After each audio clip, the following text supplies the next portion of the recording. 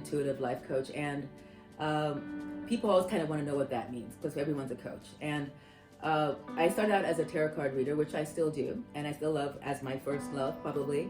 But what I felt was limiting about it was that I was giving people ideas on what was going to come up for them, how they could, plan on certain events or how they could work towards certain events. But I wasn't really giving them a lot of leeway for mistakes, for time, for their own personal power within that. And so what I decided to do after having talked with some of my clients over a long time was to incorporate a part of it that would help them feel like they were more in power, where they would be able to make choices about what they wanted to happen rather than what they thought was going to happen to them.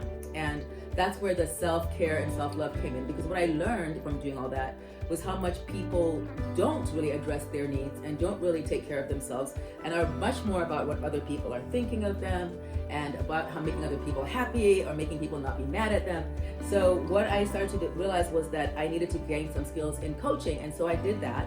And I did that both with the fitness area as well as with the emotional areas and just in terms of practical functioning. And I've always been a real lover of self-development since very much before you need to know. I'm not going to get into the details of my age, but anyway, so I got into it when it was just starting out a lot, and I've always been really in love with it. And because I really felt like it was something you could continue to learn about as you grew older, and as you started to learn what new things you would like, and I don't think it ever stops. So for me, that's sort of an ongoing passion, and I love to spread that. So my way of doing that has been through doing it a little bit of an esoteric way, which is tarot cards, but it's the way that I found I connected best with people.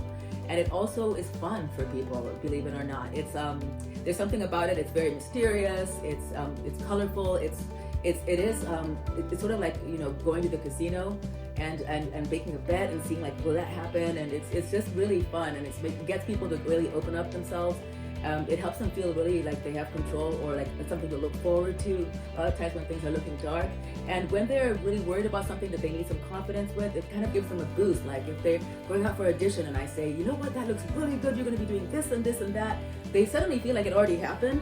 And so it just really gives them that sort of like lift. And I don't tell people, what people think is that then I just tell people what they want to hear.